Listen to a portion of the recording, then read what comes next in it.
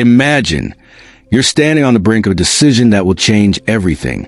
A career change, a move to a new city, a serious conversation that's long overdue. Your heart is pounding. Your mind is running through dozens of scenarios, and inside, there's only paralyzing chaos. Sound familiar? At this very moment, the ancient Stoics, the ones with busts in museums, could become your most valuable advisors because they devise a system for not breaking under the pressure of choice. A system that transforms anxiety into clarity. And now I'll tell you about its 7 key principles.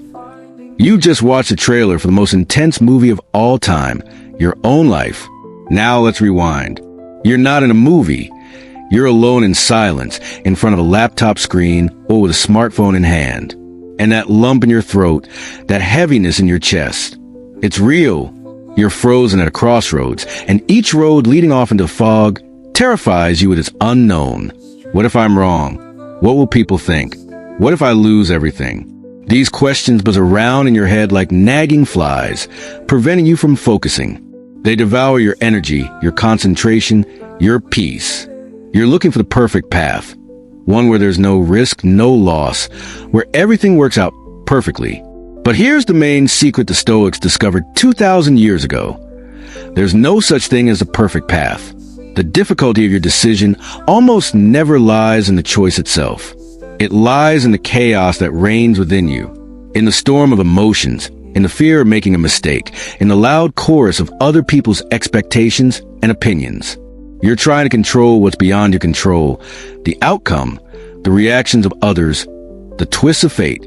And this only makes you feel more helpless. So what should you do? Resign yourself? Flip a coin? No. You need to change the operating system of your thinking. Forget Stoicism as some dry, ancient theory from textbooks. That's not it. Imagine instead that your mind is a computer stuck on an overly complex task. Stoicism is a fast, efficient, and incredibly powerful operating system. It doesn't burden you with unnecessary software in the form of other people's opinions and worries about the future. Its main processor is focused on a single question. What is truly within my control? That's the whole point. All philosophy lies in answering this question. Everything else is just tweaking and fine-tuning. This system doesn't offer you ready-made answers. It won't say, quit your job or stay in your relationship. That would be too simple and meaningless. Your path is yours alone. Instead, Stoicism gives you something far more valuable. Tools. Filters. Imagine the murky water of your doubts. You can't see what's at the bottom. You're afraid to take a sip. Now imagine you have a system of 7 filters. You filter the water of doubt through them. And with each layer, it becomes clearer, more transparent, until you can clearly see the bottom, until the answer becomes obvious. In this article, we won't philosophize. We'll arm ourselves. I'll give you these 7 filters, 7 Stoic principles for making difficult decisions. Each one is a specific question you can ask yourself right in the moment of uncertainty. They don't require a degree, just a little honesty and a willingness to look within. We'll start with the foundation, the first and most important filter, which will divide the entire world into what you can control and what you can't.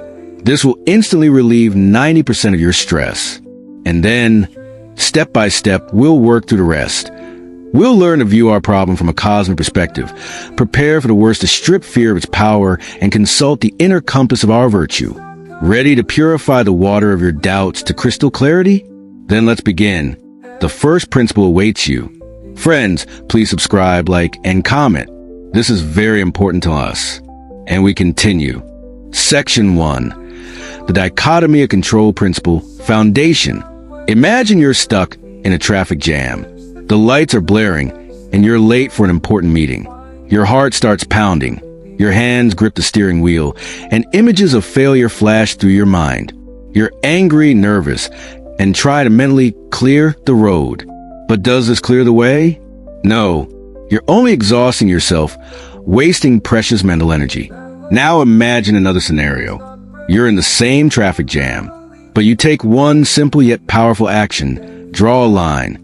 To the left of the line are things within your control. To the right are things beyond your control.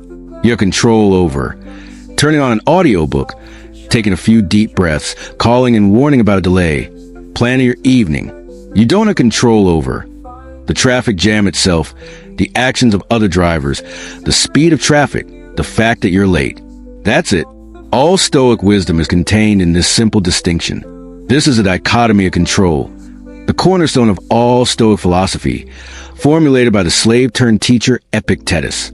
He said, "There are things that depend on us, and there are things that do not.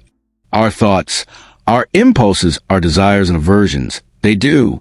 Everything else, our body, our possessions, our fame, our power, does not." It seems ingeniously simple, but why then do we constantly forget it? Why do we try to control the weather, our boss's opinion, the feelings of a loved one? We behave like that driver who tries to clear a traffic jam with the power of his mind, instead of calmly accepting the situation and occupy his mind with something useful. Decision-making practice, the first and main filter. Right now, when faced with a difficult decision, take a piece of paper, or simply close your eyes, and ask yourself the first, fundamental question of Stoicism. What is within my control in this situation, and what is not? Write it down. Literally. 2 columns. Let's say you're deciding whether to ask for a raise. Your power is to carefully prepare your proposal and arguments. Rehearse your speech. Choose the right moment to speak. Be polite and respectful. Control your emotions during the conversation. Put forth your best efforts. Your power is not to your boss's answer, yes or no, his mood that day, the company budget, co-workers' opinions about your promotion, feelings of resentment or disappointment if you're rejected. See, your area of responsibility has sharply narrowed and become crystal clear. All your energy should now be directed solely to the left column. You must do your job with an A+. Prepare, rehearse, be professional. And then, and this is the hardest part, you must let go of the right column. Accept it as a given. Like the weather, like a traffic jam, you can't control the outcome. You can only control your actions along the way. By focusing on this, you perform a small miracle. You free yourself from the tyranny of the unknown. You replace anxiety with purposeful action. You stop being a victim of circumstances and become the architect of your efforts. Question to yourself. Before moving on to the next principle, stop. Ask yourself with utter honesty, what am I spending more energy on? Try to change the unchangeable or working on my reactions and actions? The answer is almost always shocking. We are energy stations running idle. Try and move a mountain instead of simply going around it. This first principle is not just a filter, it is a foundation. Without it, all other techniques will collapse like a house of cards. But with it, you're already 50% closer to a clear and correct decision for you, because you've finally understood where your true power lies. Section 2. Imagine the worst. Premeditatio Malorum. Shield from fear. You've already drawn the line. You've divided everything in your situation into what's within your control and what's not. And now, as you look at the right column, what's beyond your control, a new wave washes over you. A wave of fear. What if the worst happens? The brain, no longer caught in the chaos of uncertainty, begins to focus specifically on threats. This is instinct, and now will transform it from an enemy into your greatest ally. The Stoics, Seneca and Marcus Aurelius, were not naive optimists. They were realists, seasoned in battle, political intrigue, and personal tragedies. And they developed a powerful exercise they called deliberate misuse, anticipating evils. This is not an invitation to panic or a decline. It's a vaccination, an inoculation against the fear of failure. When you fear something vague and undefined, that fear is all-powerful. It's like a monster hiding in the fog. It can be any size. Your imagination paints it as gigantic, insurmountable. The point of deliberate overuse is to shine a spotlight on this fog, to see the monster in detail.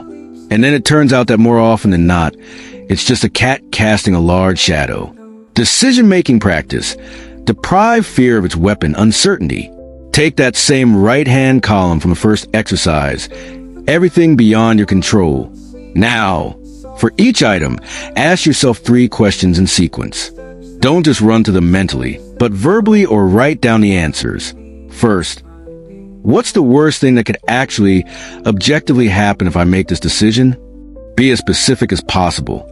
Not everything will be terrible, but I'll get fired and won't be able to pay the mortgage for 3 months. Not he'll leave me, but I'll go through a terrible period of loneliness and grief that will last, say, a year. Bring the fear to the surface. Describe it in detail. Second, how acceptable is this outcome for me? Can I survive it? This is a key question. You'll be surprised, but 90% of the time the answer is yes, I can. You're not a crystal vase. You've already experienced losses, failures, disappointments. You've persevered. You're alive. Your psyche is incredibly resilient, knowing that even in the worst-case scenario, you won't die or disappear, but will simply be going through a difficult period, robs fear of its deadly power. Third, what can I do now to mitigate the consequences of this worst-case scenario? And here we return to the dichotomy of control. Once you've accepted the very possibility of failure, you don't give up, you take action. If the worst-case scenario is getting fired, your plan is to start updating your resume right now. Set aside a financial cushion and build useful connections. If the worst-case scenario is a breakup, your plan is to strengthen your connections with friends and reconnect with the hobbies that make you stronger. You're not just afraid. You're creating an operational plan for the worst-case scenario. And that's when magic happens. Fear transforms from your overseer into your humble servant. It no longer paralyzes, but motivates. It points out weaknesses that need strengthening. It forces you to be stronger now. Question for yourself. Ask yourself, getting to the root of your fear, what am I really afraid of? And how often has my inflated, shapeless fear turned out to be greater and more terrifying than the actual loss itself? Think back to your past disasters. A failed exam, a missed job, a failed relationship. Yes, it hurt. It was difficult. But you made it. You're here. You're reading this. You became who you are in large part because of those failures. Premeditatio Malorum isn't about preparing for defeat. It's about forging your spirit against the blows of fate. It's training in anti-fragility, the ability to grow not just stronger, but stronger from adversity. When you know the worst-case scenario and accept it, nothing can intimidate you anymore. The rest of the road seems much brighter. You stop being a hostage to what if and become a strategist who has calculated every move, even the most unpleasant ones. Now, with this shield of healthy pessimism, you can step forward not as a blind enthusiast, but as a confident warrior ready for anything. Section 3. View from above, the eternal perspective. You've drawn your own boundaries. You've faced the worst-case scenario and made a plan. But anxiety still whispers in your ear. This is the most important decision of your life. Everything depends on this choice. This whisper is paralyzing. It inflates the significance of the moment to cosmic proportions, forcing you to see not a choice, but a doom. So what to do? You need to change your perspective. Move away from the mousehole view and rise to a bird's-eye view. Emperor Marcus Aurelius described this technique perfectly in his meditations. He called it the view from above, a mental ascent above a momentary problem to see it in its true, tiny scale in the context of eternity. Imagine rising 100 meters above your house. Your street, your car in the driveway, they already seem smaller. Now rise higher. A kilometer. Your city is just a speck on a map. 10 kilometers away, you see the outlines of a region. 100 kilometers away, you can discern the borders of countries. Now imagine looking at the Earth from space. Where is your city? Where is your home? Where are you? You are a speck of dust on the surface of a blue ball, flying through the vast void. Now return to your problem, to that most important decision of your life. Where is it now? It is a microscopic dot on your speck of dust. This doesn't devalue your life. It puts it in the right frame. Decision-making practice. Shrink the problem to its real size. To apply this principle, you don't need a spaceship. All you need is your imagination. Ask yourself two simple, yet devastatingly powerful questions. First, will this decision mean the same to me in 5 years? Most of our dramas won't survive their 5th anniversary. Remember what you considered a disaster 5 years ago. An argument with a colleague, a failed project, an unpleasant conversation? Chances are you can barely recall the details. This problem, which now seems so enormous, will likely join that list of forgotten storms. It will become just one of many chapters in the book of your life, not its table of contents. Second, will this decision matter on my deathbed? This is the harshest and most purifying filter. Lie comfortably, close your eyes, and imagine yourself old, having lived a long life. You look back. You remember the joys, the love, the moments of genuine connection, the difficulties you overcame. Now, look at your current choice from this final perspective. Will you, at death's door, regret not choosing a higher-paying but hated job? Or will you regret not having the courage to take a risk and pursue what ignited your spirit? Will you worry about what someone said about you in 2024? Or will you regret the time you didn't give to your loved ones? This exercise isn't about giving up. It's about separating the essential from the unimportant. It compresses a bloated problem down to its realistic, human dimensions.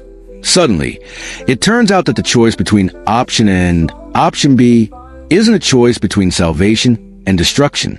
It's simply a choice of path, one of many you must make. Question for yourself. Ask yourself from this newfound perspective, how important is this choice in the grand scheme of my one and only life? The answer will likely be important but not fatal. No single choice, with rare, obvious exceptions, determines your entire destiny. Your destiny is determined by the sequence of choices, your attitude toward them, and your ability to remain true to yourself. By using the view from above, you don't diminish the significance of the moment. You put headphones on it so its hysterical screams don't interfere with the quiet, calm voice of your own wisdom. You give yourself permission to make mistakes. You remind yourself that you are part of something greater, and your current dilemma is just a moment in that flow. And this realization brings a profound, incomparable relief. Now you can breathe deeply. Now you can think. Section 4. Follow your nature, live by virtue. Inner compass.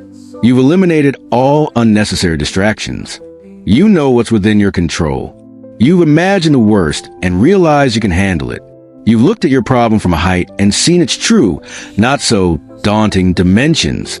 Now it's time to ask the most important question. Where should you go? Which path should you choose?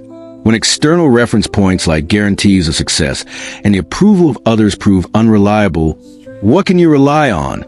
The Stoic answer is both harsh and beautiful. You can rely on only one thing, yourself, not on momentary desires or fear, but on your deep, rational nature. For a Stoic, following nature doesn't mean retreating to the forest and living in a cave.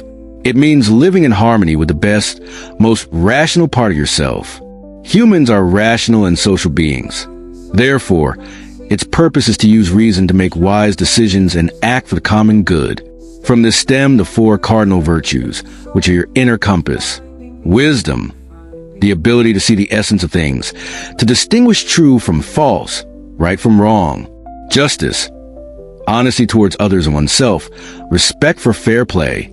Courage, not only physical courage, but also fortitude in the face of difficulties, the willingness to defend one's principles. Temperance, self-control, mastery of one's passions and impulses. A decision made based on these virtues will be the right one, regardless of an external outcome. Decision-making practice, checking your inner compass. For a while, put aside all external metrics, benefit, prestige, the opinions of family members, convenience. Forget the question, what do I want? And ask yourself this one, game-changing question. Which of these possible choices will make me a wiser, fairer, braver, and more complete person? Let's return to our promotion example. The external question is, will I get more money and status? The internal, Stoic question is, wisdom. Which choice will be wiser in the long run? Where will I make the most difference?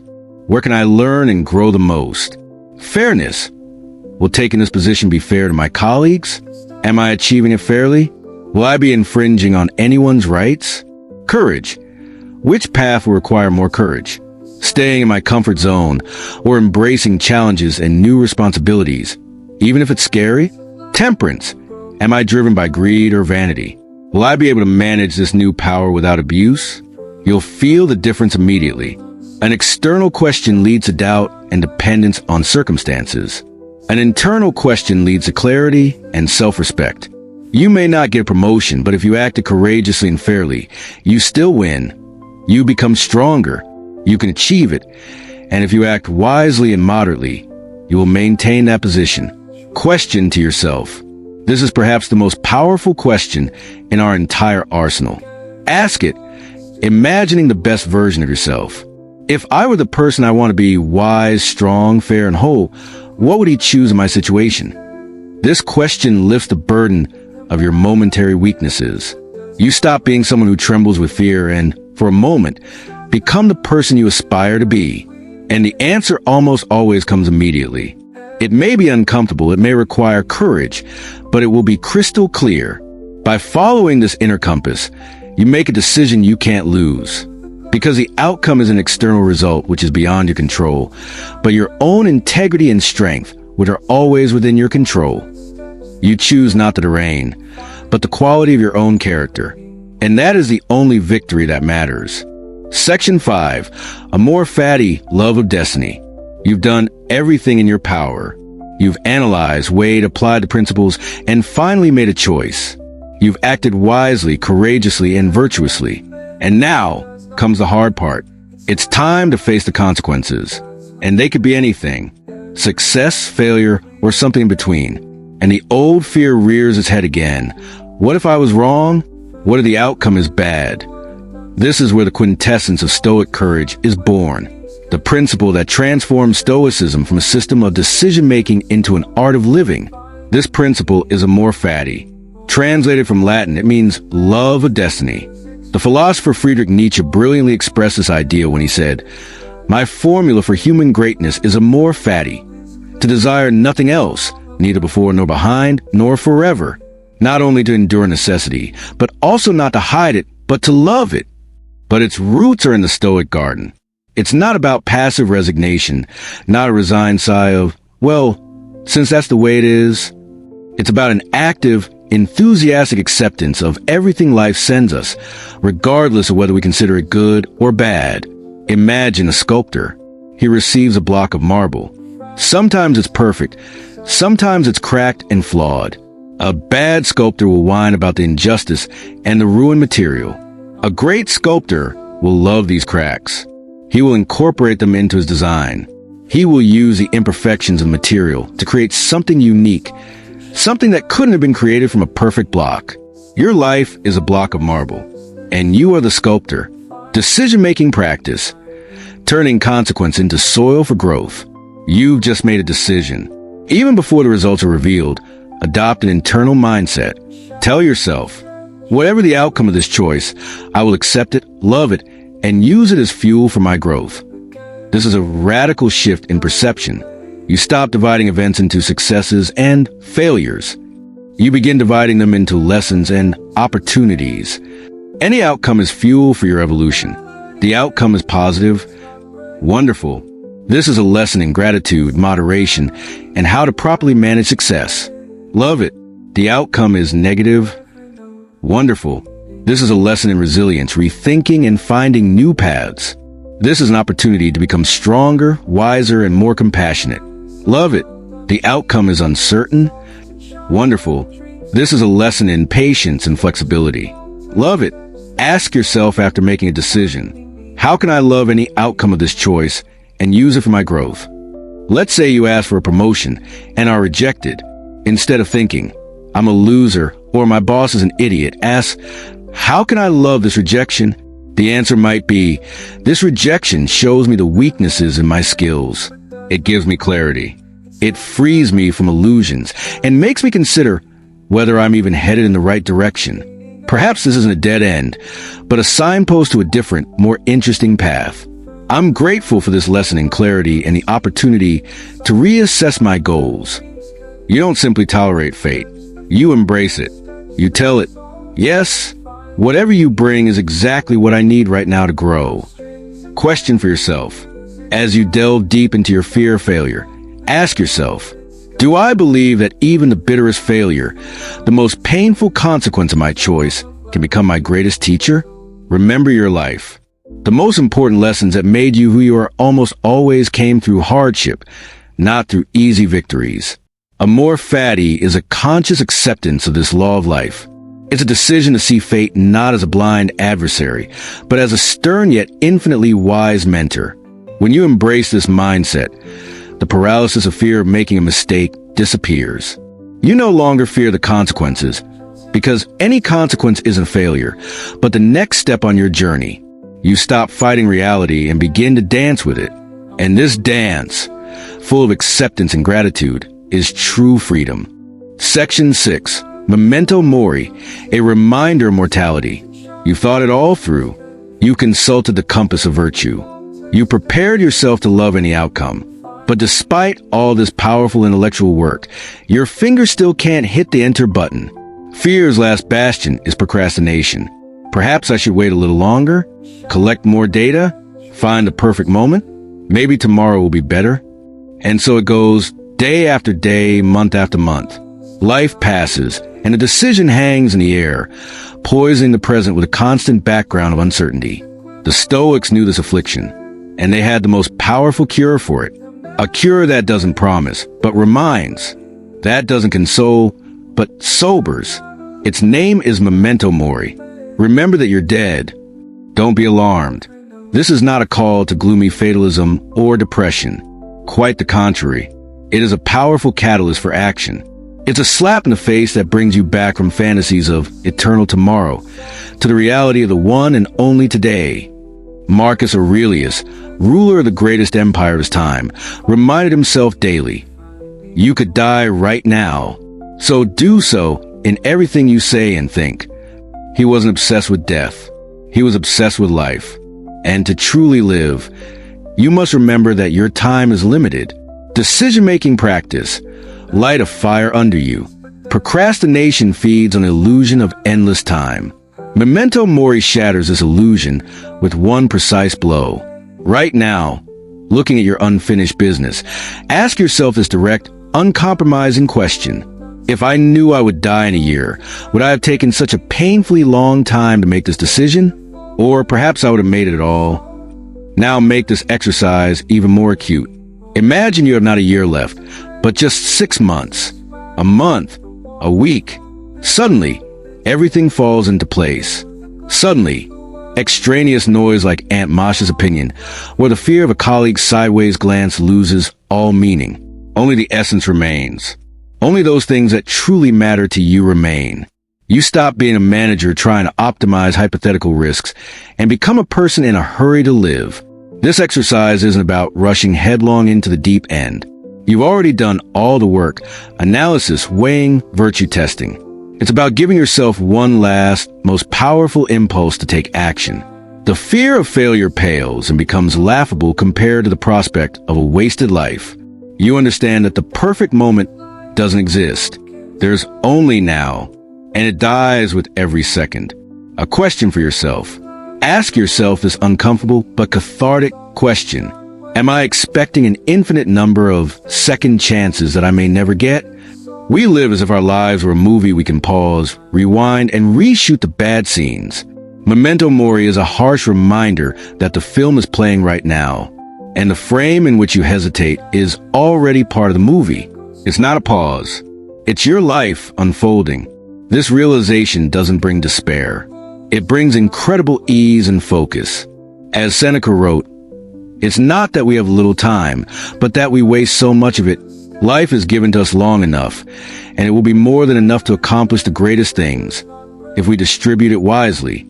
Memento Mori is precisely that tool for distributing it wisely. It forces you to stop wasting time on preliminary doubts and move on to the most important thing, living. A decision made today, even a wrong one, is better than a perfect decision postponed forever, because today is all you really have. Use this day. Section 7. Negative visualization practice in the context of decisions. The value of what is. You're almost there. You're ready to act. You're driven by virtue, not fear. You're propelled forward by the awareness of life's frailty. But there's one last, insidious trap that can stop you right at the start. It's a blind pursuit of what doesn't exist, while being completely ignorant of what you already have. We're so eager to get a new job, move to a new city, or start a new relationship that we see only a glittering mirage ahead. We lose sight of the ground beneath our feet. We're ready to throw the present into the furnace of the future without even knowing its true value. To avoid this, the Stoics use another powerful tool, negative visualization. We already use it in section 2, when we imagine the worst-case scenario after making a decision. Now we use it before to appreciate the present moment. This isn't pessimism. It's an installation of gratitude and mindfulness. Loss is the best teacher of value. You don't value your health until you're sick. You don't value a loved one until you risk losing them. You don't value a quiet job until you find yourself in the midst of toxic chaos. Why wait for fate to strike to realize what was good? You can use your imagination and gain this lesson for free. Decision-making practice. Weighing losses on the scales of gratitude. Before taking a risky step, pause. Not to give up, but to act mindfully. Ask yourself 2 honest questions. First, what could I irrevocably lose if I take this step? Be as specific as possible. It's not just about material things. Perhaps it's the time with family you have now but won't have in a new, more stressful job. Perhaps it's a sense of stability and comfort you underestimate. Perhaps it's the trust of a certain person. Maybe it's a favorite hobby you no longer have the energy for. Maybe it's self-respect. If your step contradicts your principles, write it down. Not to be scared, but to see. Look at this list. This is the price of your decision. Are you willing to pay it? Second question. Do I fully appreciate this right now? This is the most important question in this section. We tend to devalue what we have, taking it for granted. This question restores the value of everything. Do you value your current health? Or do you think you'll always have it? Do you value your current financial stability, however limited? Or do you merely criticize it for its inadequacy? Do you value the people around you now? Or do you perceive them as mere background noise? Live this moment as if you've already lost it. Feel the poignancy of this loss. And then, as if by magic, your present will sparkle with new, vibrant colors. You will realize that you already possess treasures. Question for yourself. Looking at the list of potential losses, ask yourself, am I willing to consciously accept these potential losses? And do the possible gains outweigh the real value I have today? This question isn't a brake. It's a steering wheel. It doesn't say don't do it. It says do it, but with your eyes open. Perhaps you'll look at the list and decide, yes, I'm willing to lose this. The new opportunities are worth it. And then your step forward will be truly confident because it's free of rose-colored glasses and illusions. Or perhaps you'll look and realize with surprise, what I have is priceless, and what I'm striving for is just a mirage. And that's not a defeat. It's the greatest victory, a victory over your own blindness. You just save yourself years that you would have wasted chasing something you don't really need. The practice of negative visualization forces you to make decisions not from a state of scarcity and greed, but from a state of abundance and gratitude. You either consciously exchange one valuable thing for another, or you realize you're already rich and remain at peace. Either way, you win. You stop being a fugitive from the present and become its conscious master. Conclusion. From principles to practice. So we've come a long way. From paralyzing uncertainty to crystal clarity. Before us lies 7 filters. 7 Stoic principles that transform the murky waters of doubt into a pure wellspring of clarity. Let's take a final look at this system, so that it stays with you forever, not as a theory, but as a working manual for your psyche. Synthesis. A unified mental model. It's important to understand, these principles don't work in isolation. They are a single organism, each organ performing its vital function. First, the dichotomy of control is a foundation. It answers the question, where do I stand? Everything begins with it. Without this distinction, all your efforts will be wasted. Second, Premeditatio Malorum is the shield. It answers a question, what am I really afraid of? It neutralizes fear, depriving it of its weapon, uncertainty. Third, the view from above is the telescope. It answers a question, how important is this? It brings the problem back to its real human dimensions, sweeping away fears inflated to cosmic proportions. Fourth, following virtue is the compass. It answers a question, where should I go? When all external reference points have proven unreliable, only the internal compass of your principles will point the right direction. Fifth, Amor Fati is the fuel. It answers a question, how should I proceed? With love for fate and a willingness to accept any lesson. This is the mindset that transforms any consequence into a victory. 6. Memento Mori is the engine. It answers a question, when should I go? Right now. It lights a fire beneath you, leaving no room for delay. 7th, negative visualization is the scale. It answers the question, what am I leaving behind? It helps you consciously assess the value of the present, so that your choices are considered, not reckless. By filtering your decision through these 7 filters, you'll see it from all sides, under different lights, from different heights, from different perspectives. You'll no longer act blindly. You'll act like a strategist who has calculated their moves, knows their resources, and is prepared for any turn of events. Call to action. Start small. You might think remembering and applying all 7 principles at once is too difficult. And it is. Don't do it. Right now, choose one. Just one principle that resonated with you most strongly. The one that made you nod or evoke the most vivid aha feeling. Perhaps it was the foundation of the dichotomy of control, or the shield of Premeditatio Malorum, or the telescope of the view from above. It doesn't matter. Choose it. And today, when faced with any decision, no matter how small, what to eat for dinner, how to respond to an unpleasant email, whether to go for a walk, apply it. Run this small choice through your chosen filter. Ask yourself, what's within my control here? Or, what's the worst that could happen if I choose a salad? Or, will this matter in 5 years? Start practicing on cats, on small, everyday choices. Build this principle into your muscle memory. Then, when you're faced with a truly difficult, life-changing choice, your hand will automatically reach for the right tool. It will be familiar, sharp, and ready to work. Final chord, the courage to act in uncertainty. Remember the last and most important lesson of Stoicism. It doesn't give you guarantees. It doesn't promise that you'll always make flawless decisions. The external outcome will still remain beyond your control. But Stoicism gives you something more valuable, the courage to act in the face of uncertainty. Now you know that the hardest decision is often inaction. This endless procrastination steals your only real treasure, time. These 7 principles are your anchor in the storm and your compass in the fog. An anchor that will keep you from drowning in anxiety. And a compass that will always point to your own virtue as the only true north. You are armed. You are prepared. Now take action. Your clarity awaits you to take the first step. Take it.